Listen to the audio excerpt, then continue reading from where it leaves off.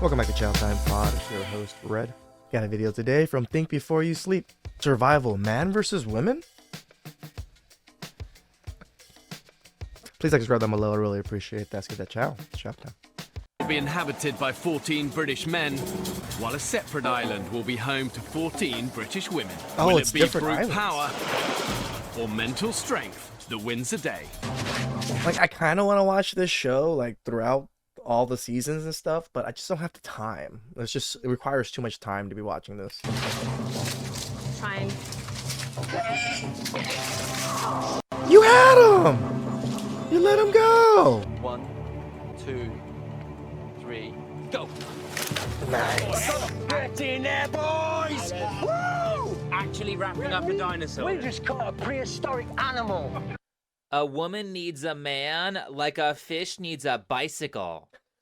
I think evidence begs to differ on that one. A little bit. Sure, it's one thing to say that in a nice air-conditioned office, but I don't think I have ever heard a feminist point out the inconvenient truth that men almost exclusively work all the dangerous and important jobs that keep society running. I can survive without a New York Times journalist, but I don't think I can survive without indoor plumbing, electricity, or a roof. Like I said, guys, even guys know we need other guys. We can't do everything ourselves.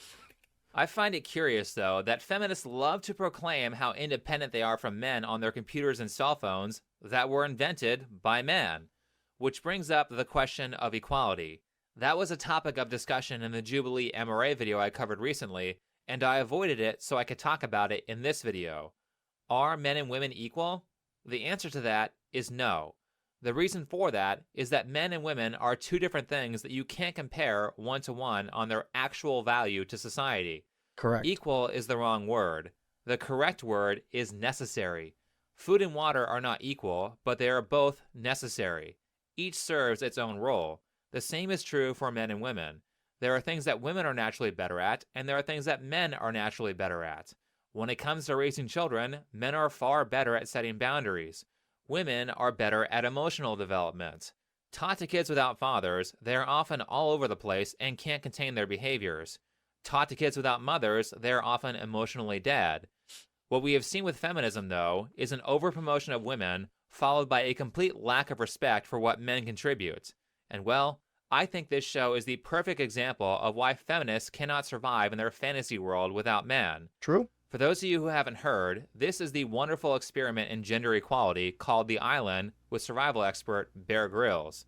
14 average men versus 14 average women on 2 different Pacific islands for 6 weeks. And that's why I like it. It's average. Just normal class people. Both groups have their clothes, 2 water canisters, and some other basic supplies like 3 machetes, 8 fishing hooks, and a first aid kit. They also had 2 days of survival training and were not supposed to do any other practice. So who will be the superior survival team, the men or the women?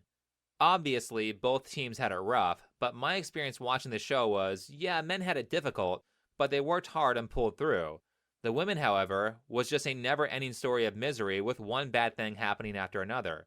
They were clearly not able to survive without men, much to the anger of feminists who complained about this season. Let's get into the fun, but first, if you like the content you see on this channel, then consider making a donation. Viewer support is the best way to keep independent content creators independent from big tech, so your support is highly appreciated. Links to my PayPal, Patreon, and Subscribestar pages can all be found in the description. And also, don't forget to support me on Alt Tech. You can find the links to my Parler page and my BitChute channel in the description as well. Alright. So the first challenge of the island is to find a beach to set up camp. It's a lot safer to be on a beach where you can see everything than it is to be in a forest full of snakes and crocodiles. Let's see how the men handle this challenge. It's 4 p.m.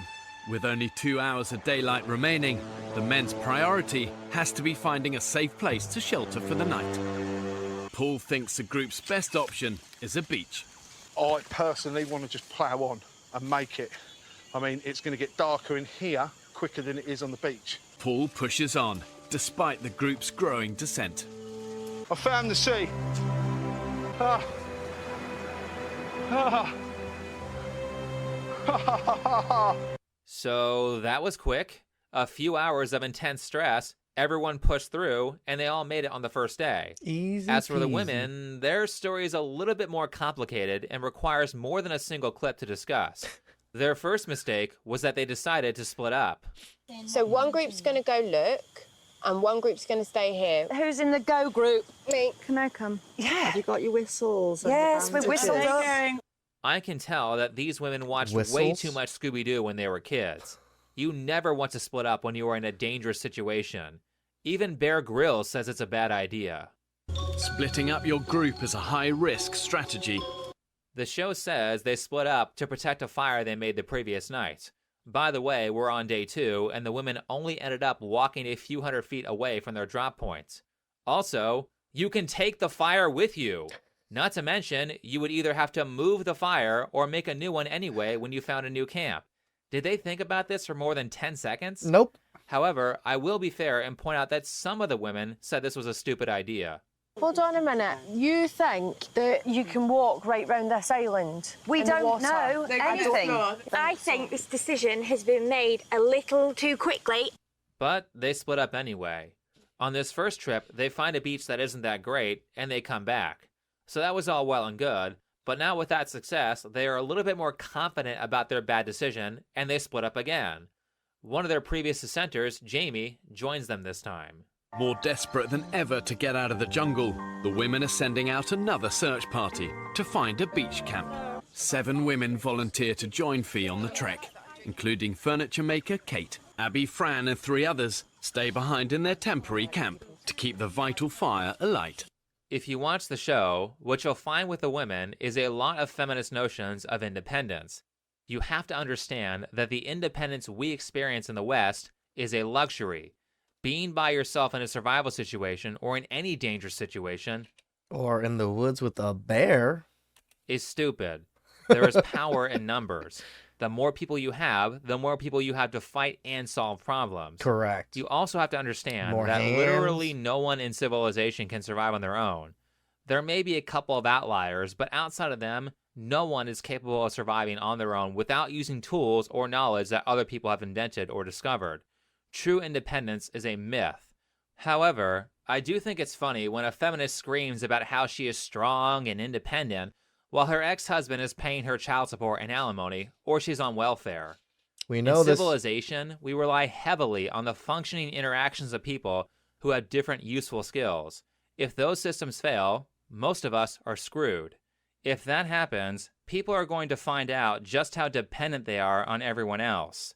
If you want to succeed, your goal in life is to team up with people who serve a role that is complementary to yours. That's what works. What doesn't work is trying to do everything by yourself just so you can say you're independent. It's actually very stupid to do that. Independence or self-reliance is not about doing everything by yourself. A person who is independent is someone who pulls his own weight instead of being dependent on the group to pull his weight for him. Correct. That is what we should be striving for. Getting back to the show, this is the point where things start to go downhill for the women. Remember how the guys found a beach in a few hours? Well, the women are on day 2, they split up, they found a beach, but the search/expedition party gets lost on the way back. I'm used to being in forests, and I'm not going to be really happy if people start telling me I'm going the wrong way. The most important thing is that Nobody cares your expertise. You should at least consider people's, advice instead of just thinking you're smarter than them and just brushing it off. What is up with women? we go in a straight line. Now, honestly, I have no idea if this is right, but we've made a plan, so we've got to stick to it. This is actually the opposite direction. We're going back towards the beach. The expedition party are deep in the jungle interior and have mistakenly headed north in the wrong direction from their temporary camp. Now completely lost, they're doubling back on themselves. Wow. Now all kinds of problems start occurring.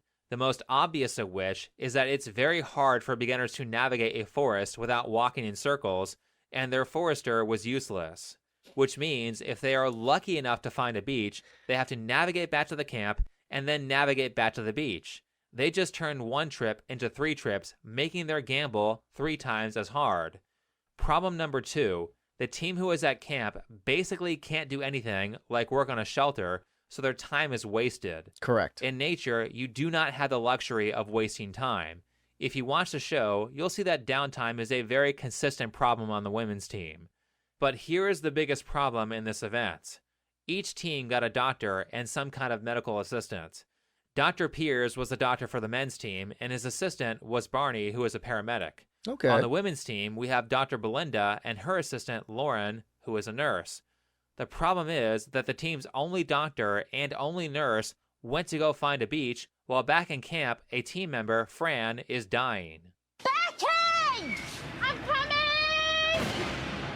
Call the medics! She's Fran! Fran's fainted! Out at sea, my safety response team are assessing 24-year-old Fran. After 5 days without anywhere near enough water, Fran has succumbed to dehydration. Now, I will give Fran credit because she did tell the 5 medical days team without water is a significant amount of days. not to give her any extra nutrients so she wouldn't have an advantage over her other team members, which is pretty brave. But I keep thinking, how could you be so disorganized that you wouldn't think to keep someone with medical experience in each group? I understand that they have a medical staff on call, but it still takes a while to get there, and if there is any intense emergency, then the person who gets hurt is basically dead. Certainly, if there was no on-call medical team, this would have been a very stupid move. So the medical team evaluates Fran, and it turns out that she got dehydrated. Dehydrated when earlier it was raining outside. Honestly, I know this is all hindsight and backseat driving, but I'm trying to be fair here. They had a massive water canister and a bunch of improvised bamboo cups. It's not too much of a stretch to put some of those cups outside and have them collect water for you. This is the first instance of several that the women get saved by the medical team, to which I will say the men never had an injury so severe that they absolutely had to be saved by the medical staff. One got stung by a non-lethal scorpion. They called the medical team for it, but he would have been fine. The second was Will, who fell and ruptured a tendon in his arm. Will was evacuated from the island so he wouldn't permanently damage his arm, but if he had no outside help, he would have survived. The women, however, were saved multiple times by the medical staff, which I will get to, but let's continue with the story. The situation with Fran gets resolved, and the expedition party still has not gotten back after like 3 days. Convinced 3 they're days? close to camp, Georgie and Lauren go ahead to recce their surroundings. We're just looking. Go back to where we are. No f***ing way. Can't Why aren't they marking where they go? be. We are. You should be using your The machete to expedition like mark party the has trees spent and all stuff or day in the something. searing heat, only to find they've walked in one big circle, back to Coconut Beach. So the camp party decides to go search for the expedition party, and they do the one extremely obvious thing that the expedition party could have done, which was follow the coastline. Correct. The women I at was camp gonna are say. finally taking their fate into their own hands. They haven't found us, so we've got no alternative but to find them, because we've stayed and we've waited. I don't even know, 2 days, 3 days to be rescued. Now we have to just go and blow our whistles madly to see if anyone's hearing us, and that's what we're going to do. That's the plan. Unaware of the expedition party's whereabouts, the 5 women are searching the coastline. After everyone got off the boat, they didn't actually make it that far into the forest. And yes, everyone knew that because of the first search party. All the women who got lost would have had to do was walk the coastline and blow their whistles, and they would have easily found the camp. And I say easily because the camp party was able to find the expedition party within a few hours of walking the coastline. Easy. Even if they walked the wrong way, it probably wouldn't have taken more than a day. Just for comparison, I will point out that at the end of the show, 2 men, Kyle and Sam, got lost in the forest at night and were still able to make it back to camp in the same day. I will also point out that the fire the women were trying to protect went out, making the whole reason they split up completely pointless. Eventually, they find a beach to camp on after like a week. Meanwhile, the men have their entire camp set up. However, credit where credit is due, the women did make a fire on the first day, and the men didn't make one until day 2. Very nearly there. Here we go! Oh my God! Wow! Again, just pull me out! Oh my God!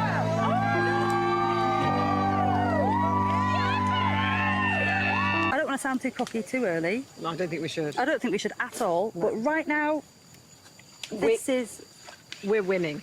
Although, once the men's fire is made, it never goes out, the entire 6 weeks. The women's fire, however, goes out multiple times and they could not restart it. This leads us to the second time the women had to get saved. The women have now been without water for more than 48 hours, and they are dangerously dehydrated. Their situation is now beyond critical. Medical advice is that the castaways are now so critically dehydrated that within a few hours, their lives will genuinely be in danger. So really, I've got no choice but to intervene. And the women will be given a working bow drill set. So we have women cheering about how they are doing better than the men by making their first fire so quickly, but shortly thereafter, in the first week, one of their team members, Fran, would have died without medical assistance, and by week 2, their whole team would have died of dehydration because they didn't have a fire. For reference, you can survive about 3 days without water, but keep in mind that they are on a tropical island that is commonly over 85 degrees Fahrenheit. Dehydration is a reoccurring problem for the women. Now, I haven't mentioned this, but anyone is allowed to leave the island anytime they want. At this point, 3 out of the 14 men have left voluntarily, and 2 out of the 14 women are gone. 1 voluntarily, and Fran from earlier was evacuated because of medical issues. Both teams ended up losing 4 people by the end of 6 weeks, so they were even on that. That being said, let's move on to the next issue. There are multiple cases in the show where things are just given to the women, and the women take no initiative to grab it. This brings us to nature's biggest handout in the show, which are 2 piglets that just walk onto the women's beach camp. There's a pig there. Hello. All they've eaten in a week are a few handfuls of yucca and coconut. We've got 2 of the cutest little piglets here. Their little tails wag. Of course they're cute. That's why they didn't get killed. Everything that moves on that island really should be seen as a potential source of food, and that includes the pigs. Oh, you're so cute. Come here, Sage. Onion. Keep in mind that these women have basically had no food for over a week, and they are in a situation where they could die of starvation. It's not just that, but also the fact that you get weak when you don't eat after a few days, which makes every activity more and more dangerous. With that said, instead of turning those pigs into food, they befriend them. They sleep with the pigs, they feed the pigs, they comb the pigs' hair, they turn them into pets and name them Sage. You give up your only food to the pigs. See, this is when you know these women don't really take it seriously, because they still act this way. Because if in a real situation, knowing that they could seriously die without any intervention, they might have killed these pigs. But knowing that there's still a safety net there, they befriended them and fed them. What the fuck? And onion. They pretty much do everything with the pigs except eat them. Then, even worse, they determined that the beach that they were on wasn't that great, so they moved to another beach, and they leave the pigs at the old beach. Bye, Sage. Bye, Onion. Look at us. We look like survivors. The editor must have been laughing uncontrollably when he put the clip of them leaving the pigs, followed by one of them saying, "We look like survivors." It wasn't me who did that. I just trimmed out a few seconds. But wait, there's more. They leave the pigs on the old beach, the pigs follow them to the new camp, and they still don't eat the pigs. This whole situation reminded me of when I did that video on Naked and Afraid about Cassie and Forrest. I only covered that one episode of the show, but I watched 2 seasons of it to know what a typical episode looks like. A very common problem on that show was that the women would refuse to kill animals to eat, even if they weren't vegetarian. Keep in mind that if you go on Naked and Afraid, you're supposed to be a survival expert. Well, at least in the first 2 seasons they were supposed to be. So even the trained women will commonly refuse to do the work to provide the food they have no problem with buying at the store in a fancy package. The women on the island were the same way. Yeah, this is why women would die starving. They're not willing to do the dirty jobs, the dirty work of raising, killing, and slaughtering these animals. Of Sage and Onion hangs in the balance. The women have befriended them and now can't agree whether or not to eat them. I am hungry. I don't think I could look into his little piggy eyes and then kill him. At this point in the show, the men had to run out and go find their food. they were able to successfully capture a crocodile, while the women had food just walk up to them, and they were unwilling to do what it takes to survive. And I think this brings up an interesting point that holds a lot of people back. This happens everywhere, but I see it on YouTube all the time, so that's the example I'm going to go with. YouTubers will say things like, "I don't want to create interesting titles, that's clickbait." Look, that's fine, but have fun getting like 1/10 of the viewers because your title isn't good. And I literally mean that a bad title will harm you that much. Not to mention, there are plenty of ways to make good titles without lying to your viewers. But that's a skill that you have to practice. Not putting the work in to learn how to attract an audience says to me that you don't want to put the time in or make the sacrifices it takes to be successful. If you are going to survive on an island where there aren't enough plants to sustain you, then you need to hunt or you will die. None of the women were willing to kill except for Lauren the nurse. Everyone but Lauren and Jamie, who was a vegetarian and only ate plants, should be ashamed of themselves for eating meat without being willing to do the dirty work themselves. So Lauren does eventually kill the 2 piglets, and the women finally get to eat, except for Jamie, the vegetarian. Now, there are some questions that people had about the show that I certainly have as well. For example, how exactly do 2 domesticated pigs just suddenly walk up onto the women's camp without a care in the world when the women were starving? I was a little bit confused by that. Why would there be such random pigs on an island if there wasn't a mother boar somewhere around with the pigs? Also curious, there were 2 piglets from an earlier scene the women found by chance, but ignored because their mom was around and they were afraid of being attacked. Oh, okay. However, just a few minutes later into the episode, 2 very similar looking piglets show up without a mom to protect them. That's very questionable, but I don't have any evidence to say that the producers released those pigs to help out the women. However, Bear Grylls admitted that the show stocked the island with different animals, so everything there wasn't entirely native. But then, people also found it strange that this fully grown pig was just laying out there in the open, not caught in a trap, perfectly fine with a bunch of people walking up to it. There. You see it? Oh, yeah. It's the pig. A hunting party led by Lauren has stumbled across a sleeping pig in the middle of the jungle.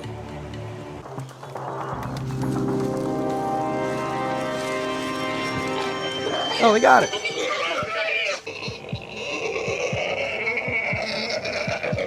People were saying that the pig was drugged, and that's why the women were able to catch it.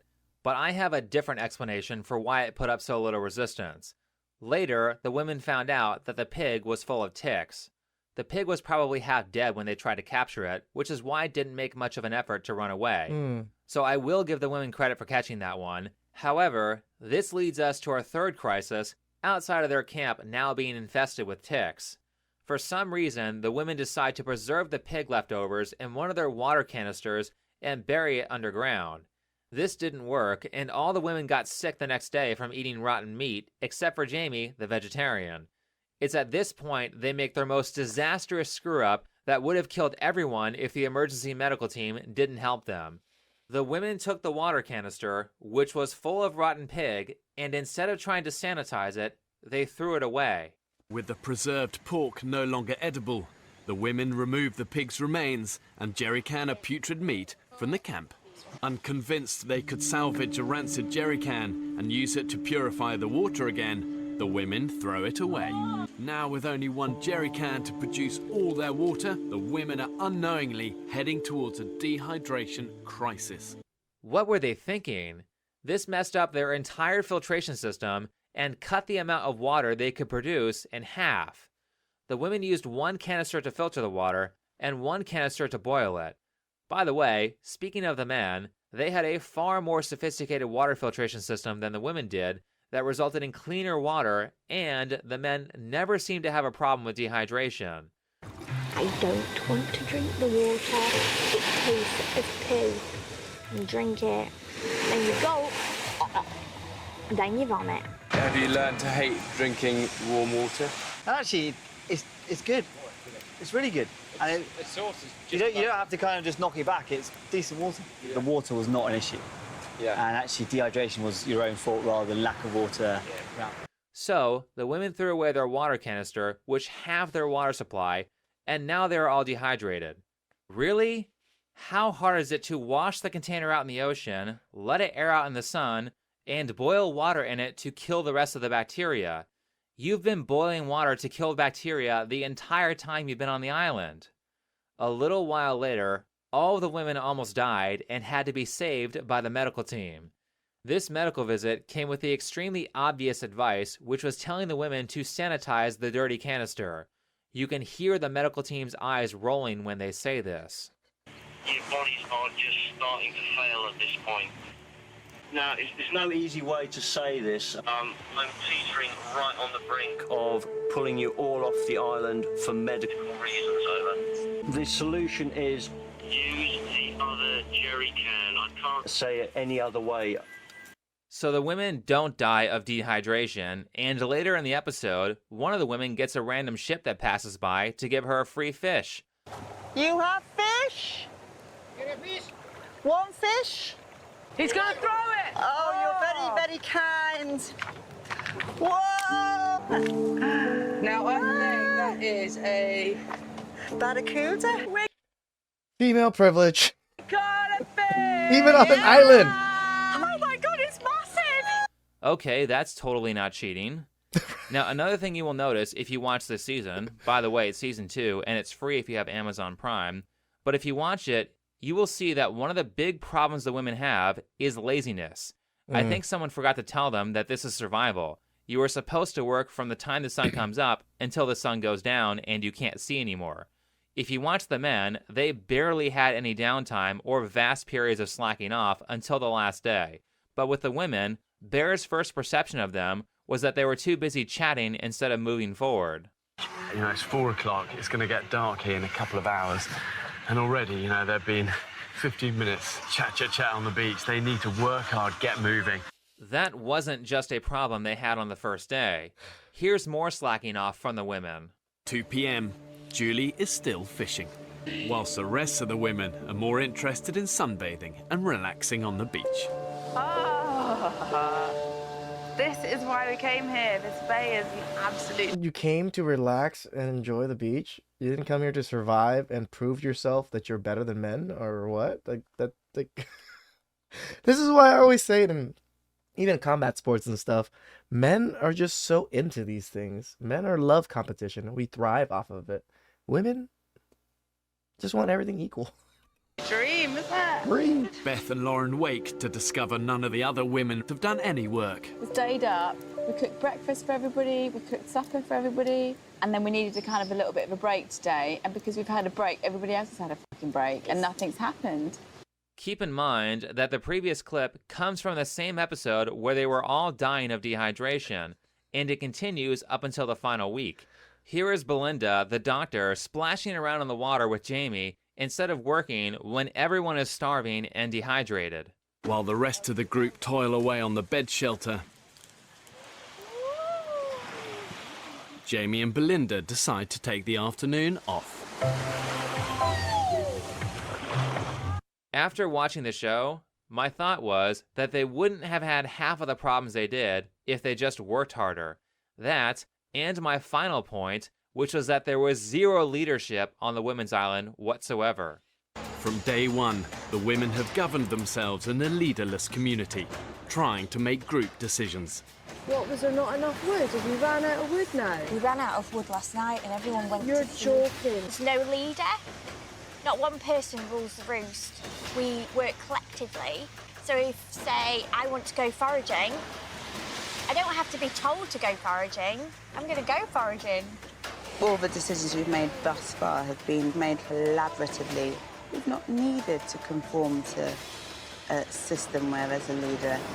So how's that working for you? My understanding is that you have all almost died twice.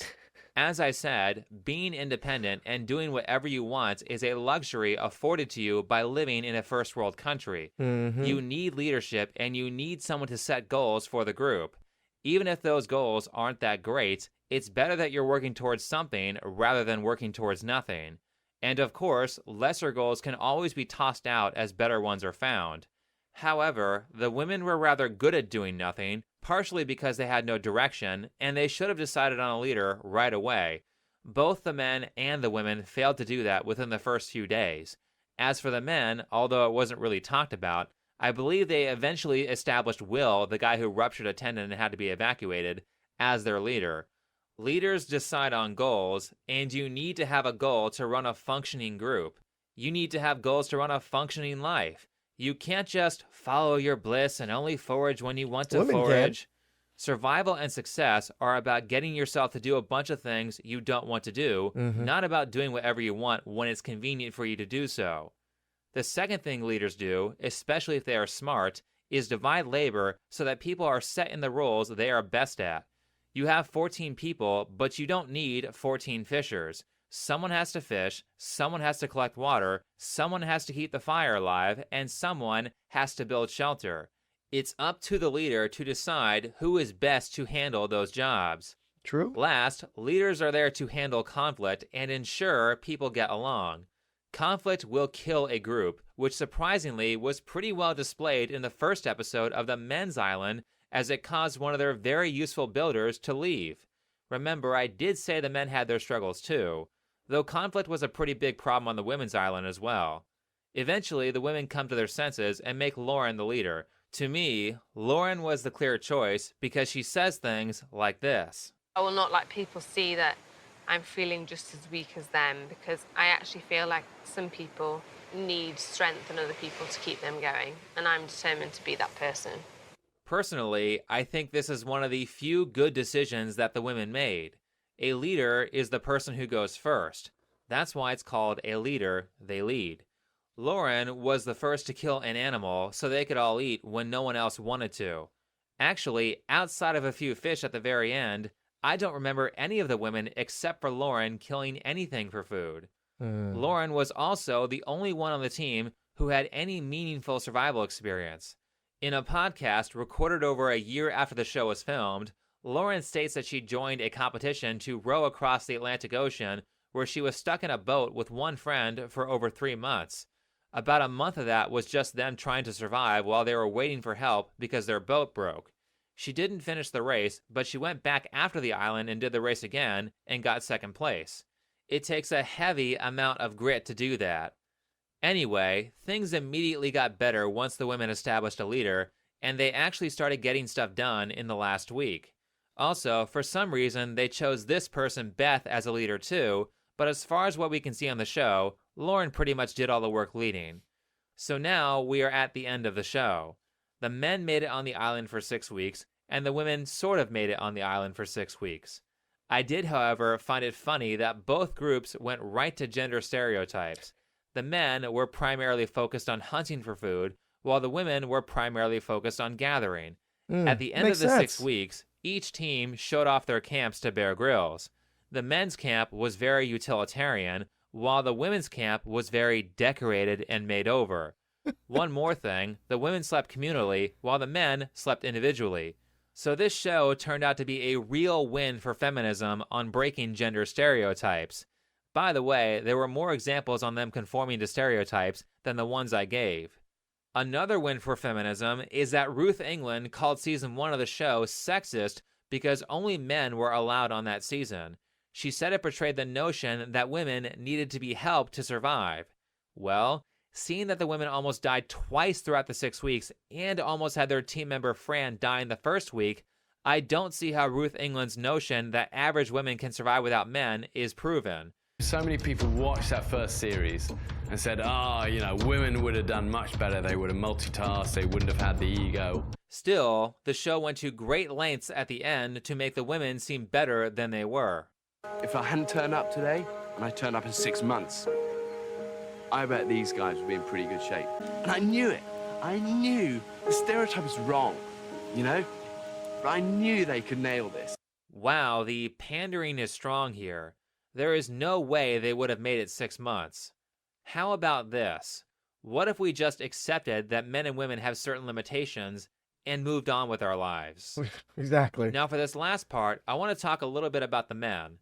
They didn't have much drama, but there was one really interesting episode the men had that I think brings up something very valuable. To say this euphemistically, the men's team had some very strong personalities. As I said before, one member, Paul, left the island because he couldn't get along with another team member who also ended up leaving the island. Vic, who manages a cleaning company, also had a strong personality, which made him very judgmental of the people he felt were slacking off. They actually created 3 episodes out of this based on Vic, probably because it was the only drama they had on the men's island. Makes sense. In one of the episodes, Vic has a dispute with one of the cameramen, Sam. Unlike Naked and Afraid, the cameramen have to participate in the game too. Oh. Also, side note, there were 2 Sams, and this is a different Sam from the one I mentioned earlier who got lost. That being said, Sam's value to the group is very abstract because Sam is creative. The unfortunate truth is that generally the majority of creative people don't produce anything useful. However, if you don't have any creative people, your society will falter to the ones that do. In this regard, there are 2 things that have to happen in a functioning group or a functioning person. 1, you have to repeat patterns and strategies that work, and 2, you have to discover new patterns and strategies that are more effective and less time-consuming than the old ones. So if the men's team wants to be effective, they need to do the daily chores, but they also need to be venturing out into the island to discover new territory. They need to be trying new tricks, they need to be inventing new technologies, and they need to learn how to scale their economy. This is where Sam, the useless daydreaming cameraman, comes in. Sam reportedly doesn't work hard unless he is really interested in the idea. That idea is a fishing net. The net was something they found amongst all the trash that washed up on shore. They found a lot of items that way. People saw the fishing net as a waste of time because it failed previously, but against everyone's wishes, Sam goes to work on the net in an attempt to catch more fish. He fails. Now released from wood duty, Sam sets off to check his nets. I'm feeling positive. Despite the group's hostility, Sam's convinced his nets will work. I refuse pessimism to seep in. Absolutely refuse Optimism it is then. Optimism it is.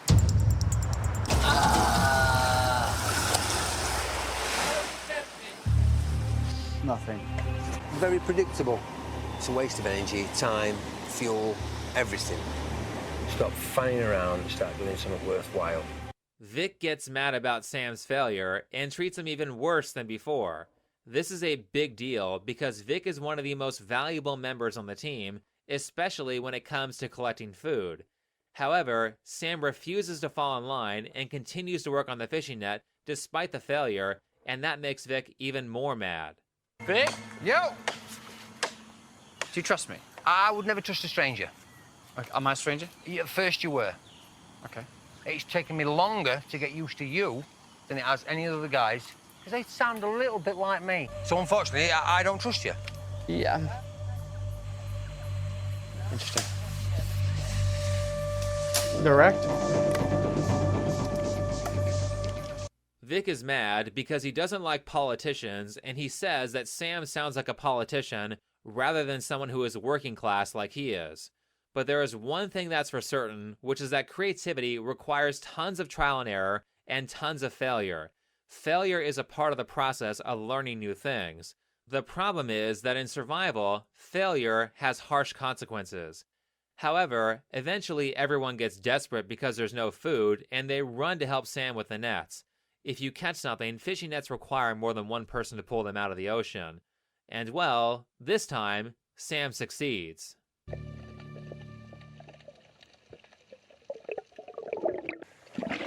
Yes! Nowhere!